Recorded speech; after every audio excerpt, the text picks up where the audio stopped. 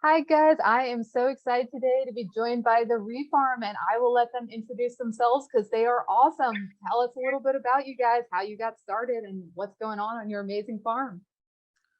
Well, thanks so much for having us. It's a real honor to be able to talk to you, and we're just really excited about the work you're doing and super pumped about all of the new people that you are introducing to regenerative farming through your different social media pages and your children's book and so many good things. So we're glad to be able to talk to you. My name's Zach. Um, I'm I'm the much worse half of Re.Farm here in Southwest Oklahoma. We are located a little bit south of Lawton. That'd be the biggest town or city that we are close to that anybody would be familiar with, about midway in between Lawton and Wichita Falls. So we raise beef, pork, and eggs for communities here in Southwest Oklahoma. And then we also have a store in Wichita Falls, Texas, which is Kacie's Baby, and then another store in Norman, Oklahoma, which is also Kacie's Baby. So I do most of the grunt and non-skilled labor around here and leave all the skilled labor to Kacie. And she also helps out on the farm. So she's more dual purpose than I am. I'm basically just one line. No. She's a dual purpose breed. You picked well.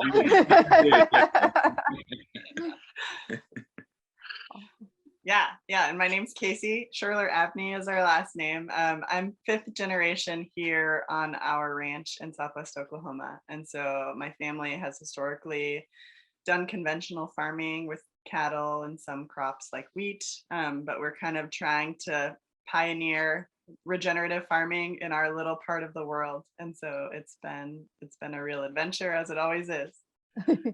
I love it. So kind of walk me through the operations. You guys have cattle, pigs, chickens, anything I'm missing? That's it right now. So we are this next year going to be farming a little over 1,000 acres. And so we run a cow calf herd, kind of the mechanics of our operation, the nitty gritty for anybody that wants to know. We run a cow calf herd. So we have mama cows who have calves.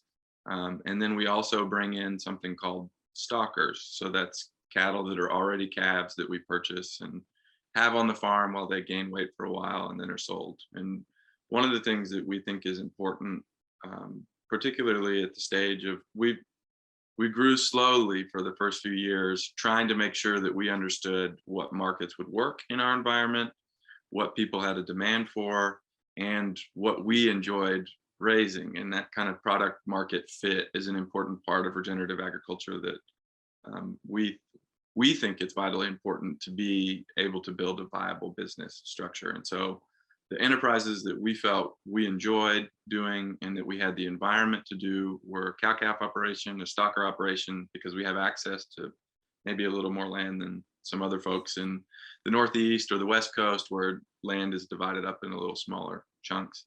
And then complementary enterprises to that we felt like were a good fit for our ecosystem here, and the people who were interested in regenerative farm products were pork and then eggs, and eggs tie in really well with cattle, as most people would be able to tell you. So all of those have been expanding pretty rapidly over the past, I would say, 2 years of really kind of understanding the tools we have available to us, and then how we can distribute those products and then scale up as big as is healthy, which we think is really important.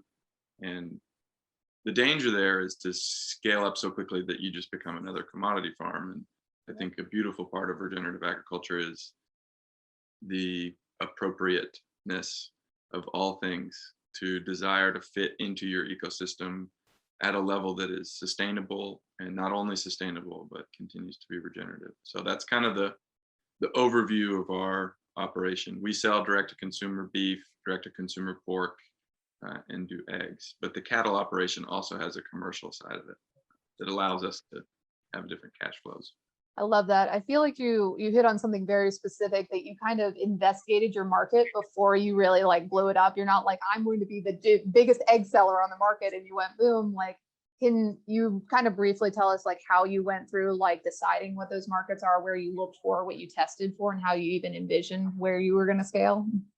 Yeah, and part of that, as anybody who has done any kind of either small or large scale, in between, homestead, whatever, is you start off with a couple chickens and maybe a couple pigs and maybe a cow or two.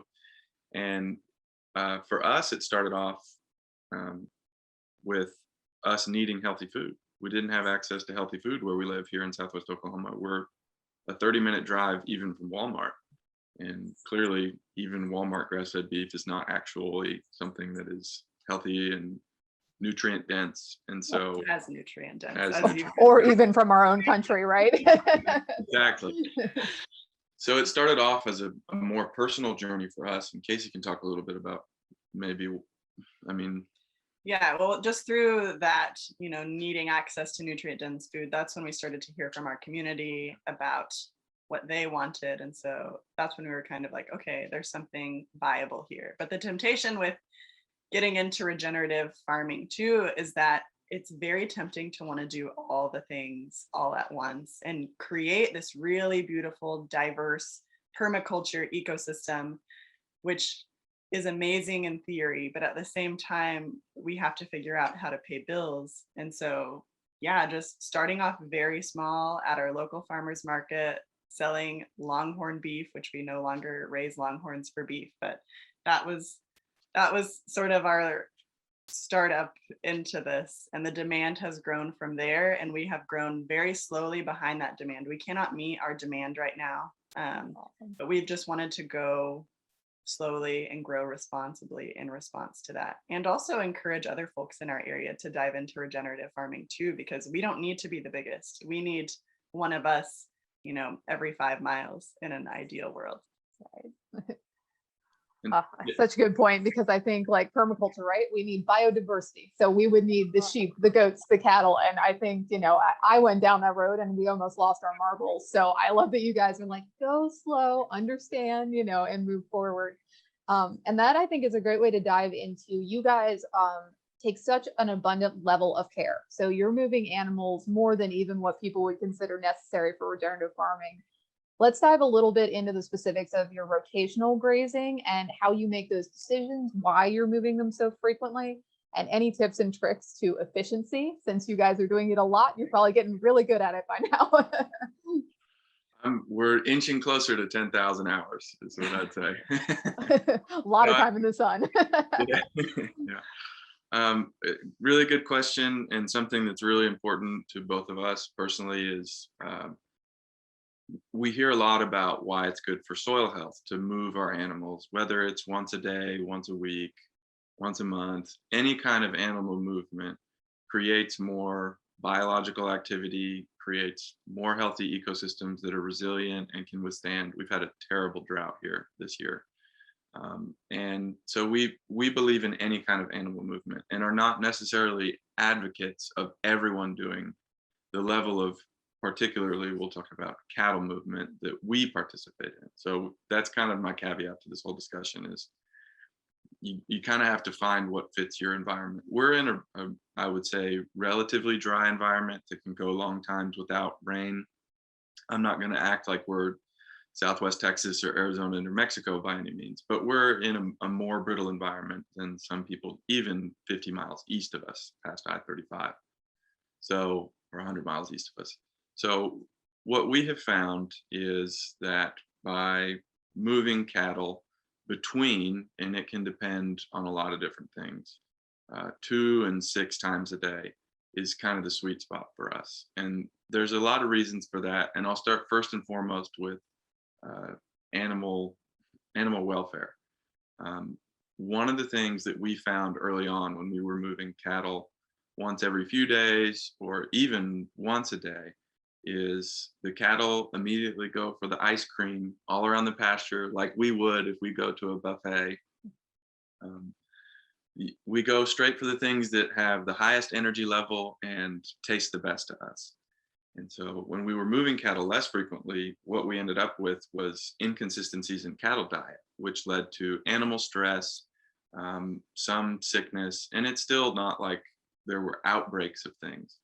But what we found is moving animals more frequently and making sure that they're eating everything in the pasture. So we want a high utilization rate, to make sure that they're getting a diverse diet. They're eating all grasses, forbs, legumes, everything that grows naturally in the pasture, even trees, browsing. And so we want to encourage that kind of cattle behavior to increase the diversity of diet and stabilize the nutritional value of forage that they're eating. So before, they'd go into a paddock, eat really high energy, really high protein, all the best stuff first, and then the level of nutrition would drop significantly. And by the end of the day, the cattle would be having to eat less nutrient dense, or that's probably not the right word for it. They'd have to eat worse quality forage, or less palatable forage, maybe I should say, to them. And by moving them every couple hours, you keep that plane of nutrition at a high level, which creates less stress for the animal and allows them to utilize more of your pasture. Now, that does a couple things for us. It allows us to graze more animals per acre because our utilization rate is higher. And it allows us not to have to use substitute feeds because it takes us longer to get back to, let's say we have 1,000 paddocks, which if we're moving 2 or 3 times a day, on the low end, that's not unreasonable to say. So if we're just going to graze every piece of ground for a couple hours, really, every year, it allows for a really extended rest time.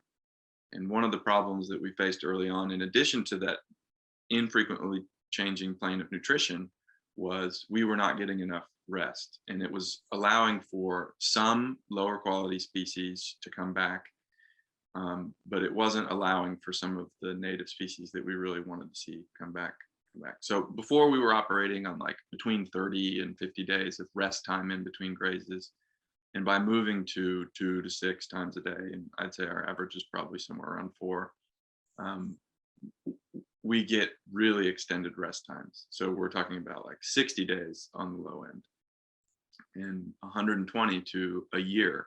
And we have some paddocks that we haven't had to graze in over a year. Last June was the last time we grazed some of our forage.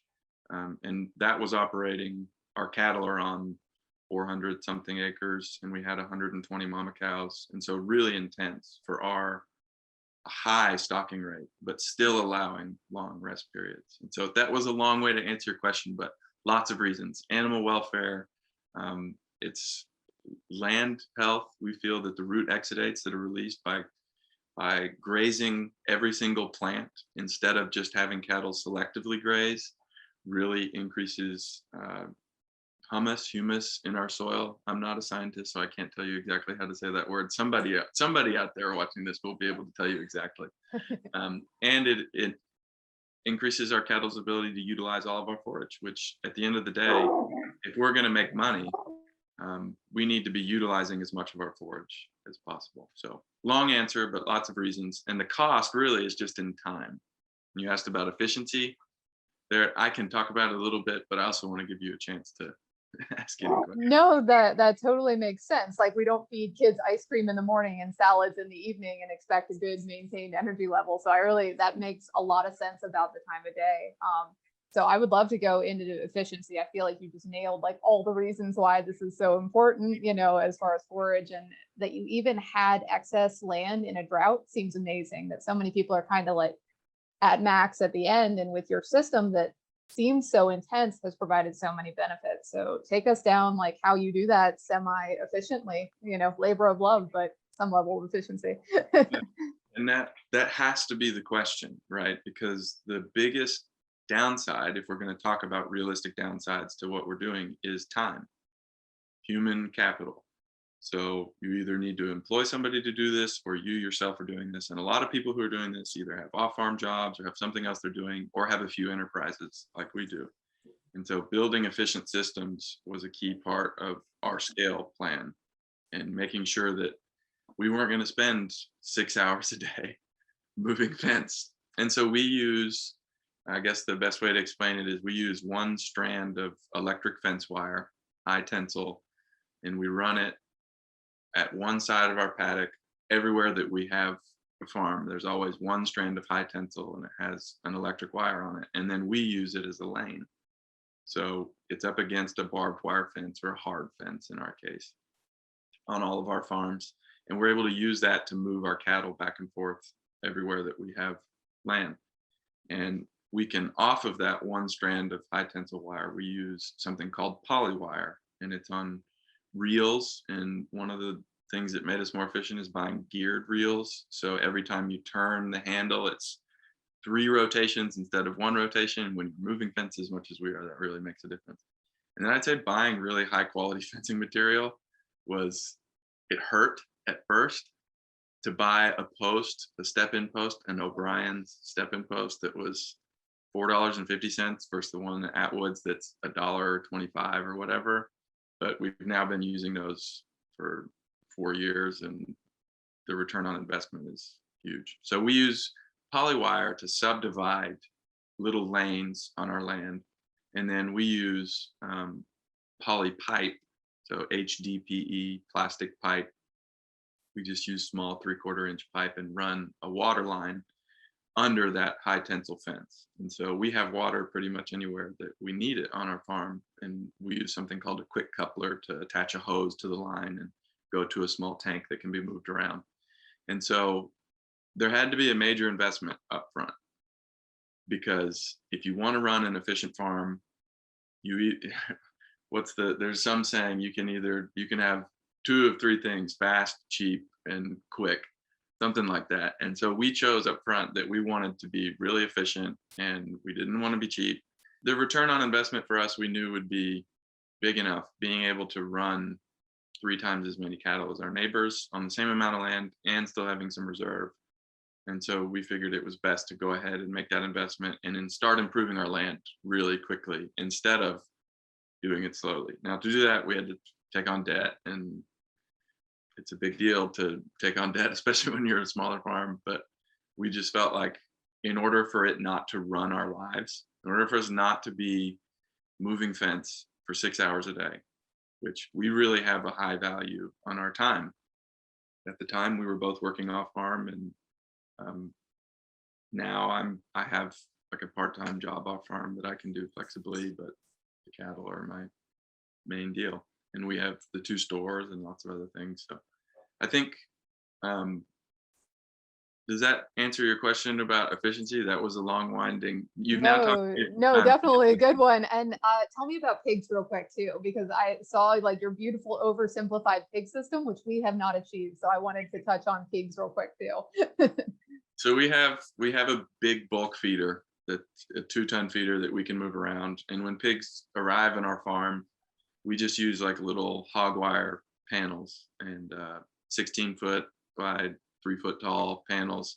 And we just kind of make a big circle and drag it around on the grass. And it's pretty, it's pretty low tech. It's pretty rudimentary. But it works. But if it works, right? Like, so we tried to do the poly wire and we had pigs running across the farm, and that's much worse because they can do more damage quickly. So if that's the system that works, that's amazing. Like, you just hook it up to the tractor or something else and just drag it behind you, kind of thing?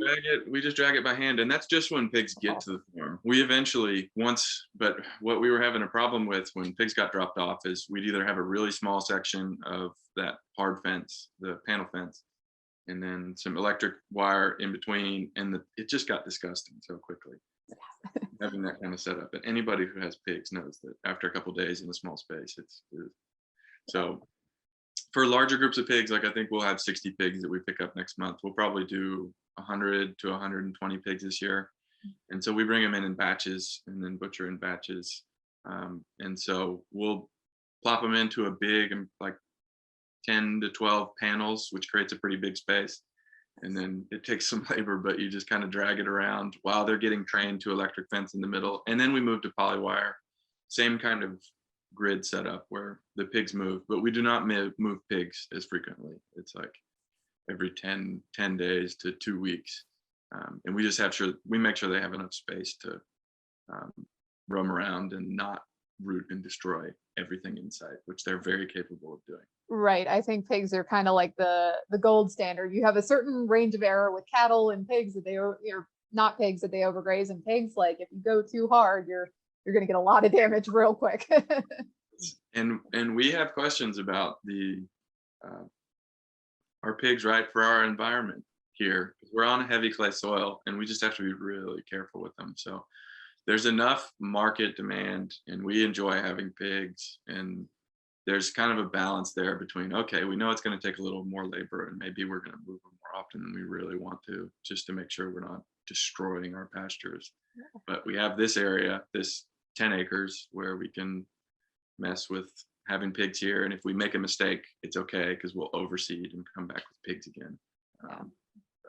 And I think you're talking about small batch, like, so your inclination would be to buy a bunch and do them once and leave it, but your system of light impact, smaller herds, like that totally makes sense. Yeah, if we were to do 100 at a time on the land that we have right now assigned to pigs, it'd be a moonscape.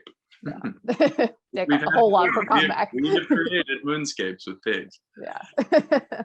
Oh, no, I'm sure that would go sideways very quickly in your environment. So awesome. Well, let's pivot a little bit and talk more consumer facing. So you guys are direct to consumer.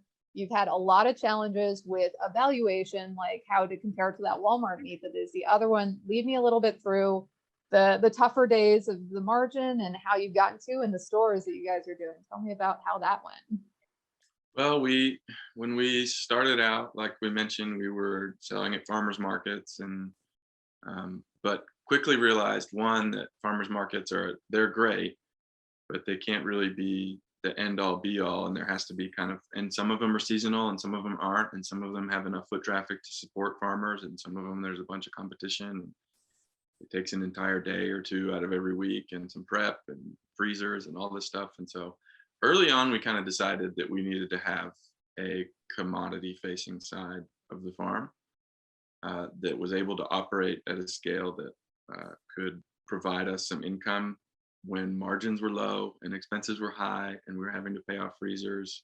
And because it takes a lot of capital to build a direct to consumer business. And so Kacie had the idea and she can talk about this more, to create some new ways to get to consumers and kind of relieve some of the pressure of that massive expenses at one time for farmers market. And then well, so much of our market revolves around education. I mean, you're asking so much of farmers who decide to sell direct to consumer, because then they're in charge of marketing their product and educating consumers on their product, when unfortunately right now a lot of people are still very unfamiliar with what regenerative agriculture means. Thankfully, there are people like you out there who are seeking to change that and doing a really awesome job at it.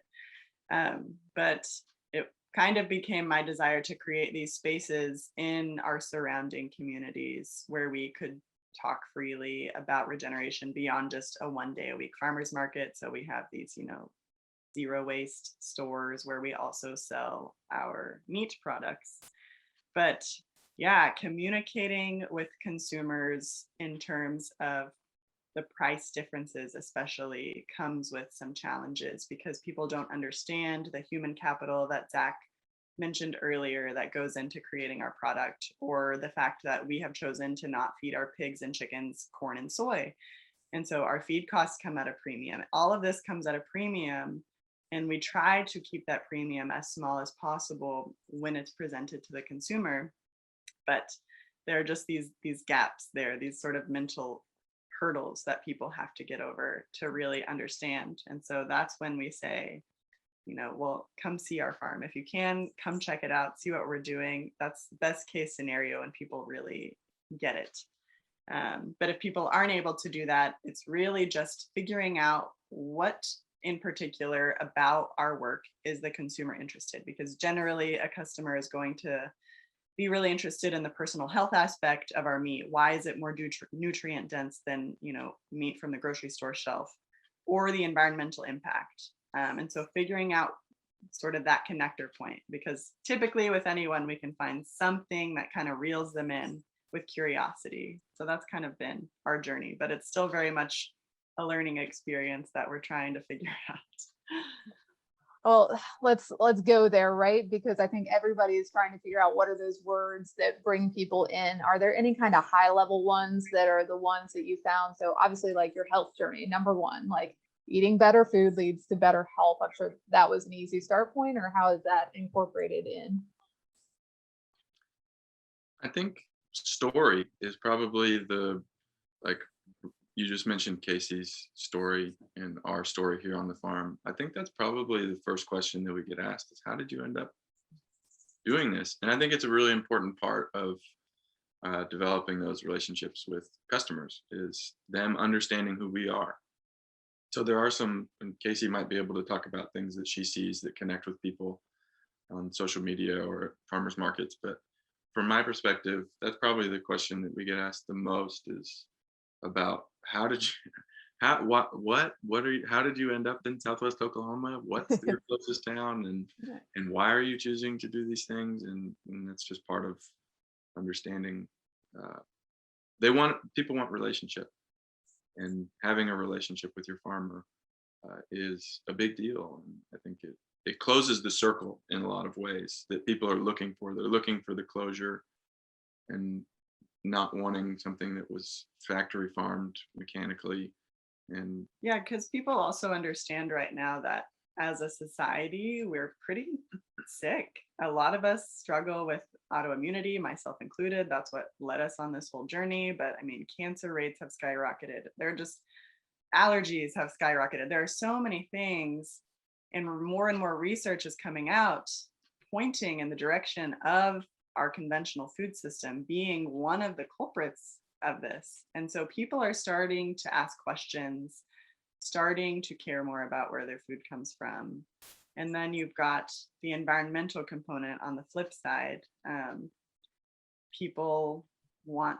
Consumers want to be able to make choices that are better for the planet. And I think, it's kind of an uphill battle for all of us in regenerative agriculture who choose to raise animal protein, because we're pushing against this societal movement toward, plant-based is the sustainable thing to do. And there's so much nuance in this conversation. And I think our goal is to just invite people in, regardless of what their dietary choices are. We want to invite them into a conversation that says, hey, let's rethink this narrative that has been set up of, plant-based versus meat-based diets. And let's think about it this way, conventional versus regenerative diets, because that leaves a lot more room for the nuance that exists within our food system, it's hard for people to accept nuance. We want clear-cut answers to things, but that's not the way that the world works. And so it is our hope to just always kindly and openly invite people into healthy conversations about food.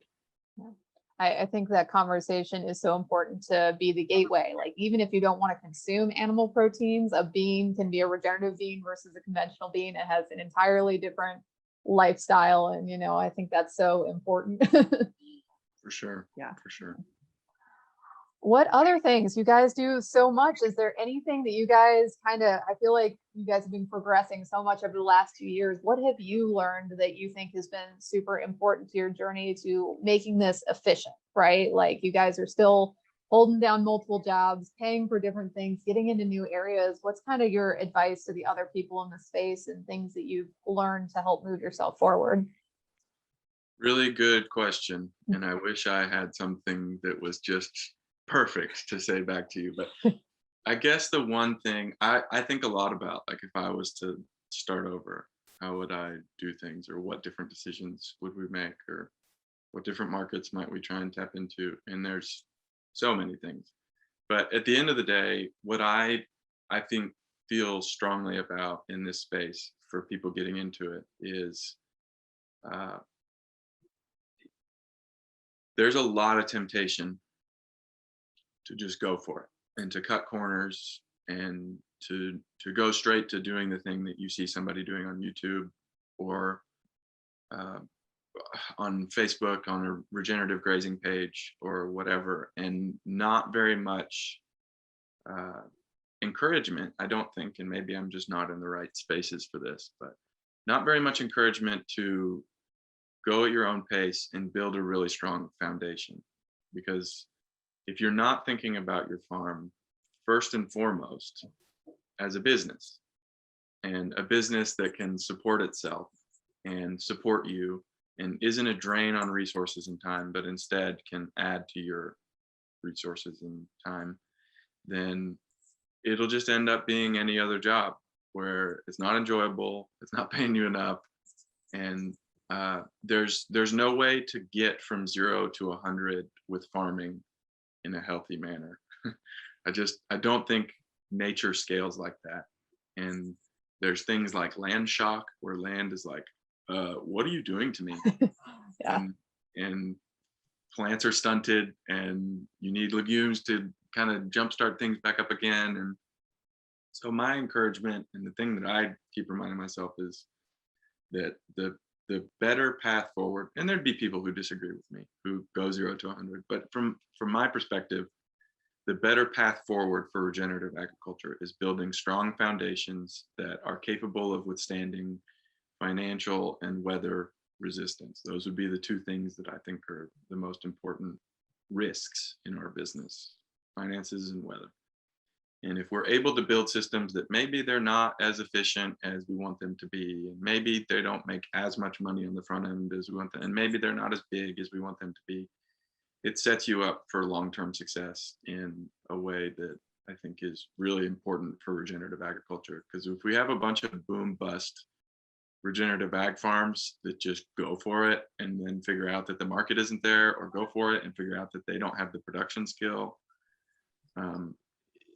it won't be pretty, and you'll end up with products that don't meet the standards consumers are looking for, and will just be organic 2.0, where it's greenwashed, and people say they're grass-fed and finishing their cows, and they're really just feeding them corn stalks, and it's the same thing over again. Maybe that was a little cynical, but I just No, I think it's so good too. And also the conversation that you made the point about investing in quality, but that's a debt. So that's a stressor. And if we can't pay back that debt, then that further leads to a negative outlook of all this regenerative. So I feel like we all have to kind of hold the standard of, can we pay it back to the land, to the bank, to our community, to all the different layers. So I think it's really important points about investing, but investing sustainably, regeneratively. It doesn't happen overnight in nature or in bank accounts. No, there's no free lunch in nature. You cannot go from nothing to something without input. And we need to make sure, as regenerative farmers, our inputs are viewed holistically. And it's not just about the financial return. It's not just about the soil return. It's not just about the animal welfare. It's about all those things. And there's no way you cannot shortcut that. You can scale it, but you can't shortcut it. I mean, I wish we had been at this level 4 years ago. Yes.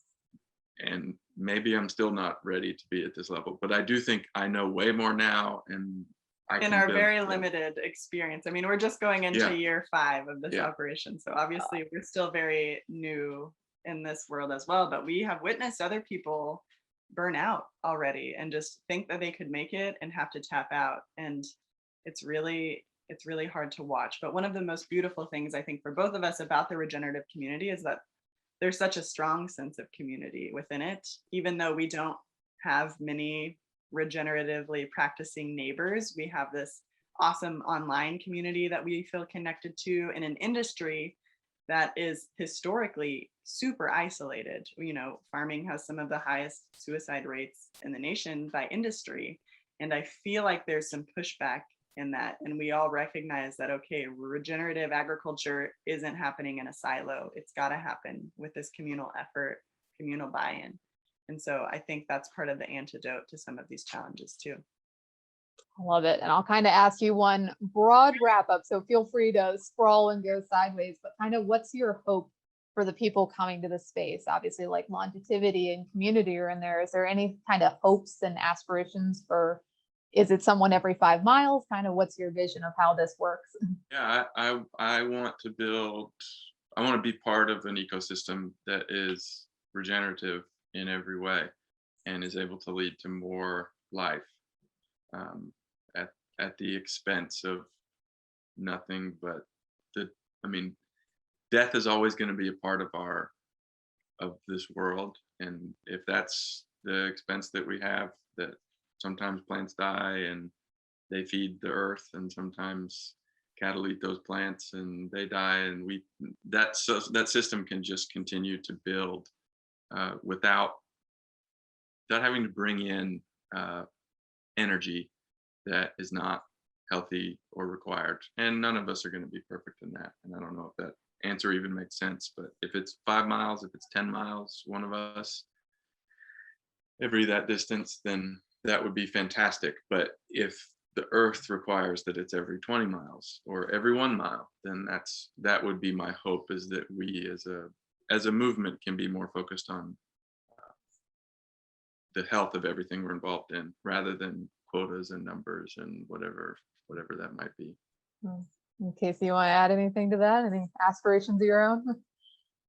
Yeah, I mean, we are surrounded by conventional farms right now. I think a large part of our vision is just being able to have constructive conversations with people who are already in this space. It's awesome that so many new people are entering into the agriculture space, but we can't leave behind folks who have been participating in systems for decades. And even though our practices look very different from theirs, they have so much wisdom to share, knowledge to share. We all want the same thing at the end of the day. We all want our soils to be healthy. We all want our livestock to be healthy.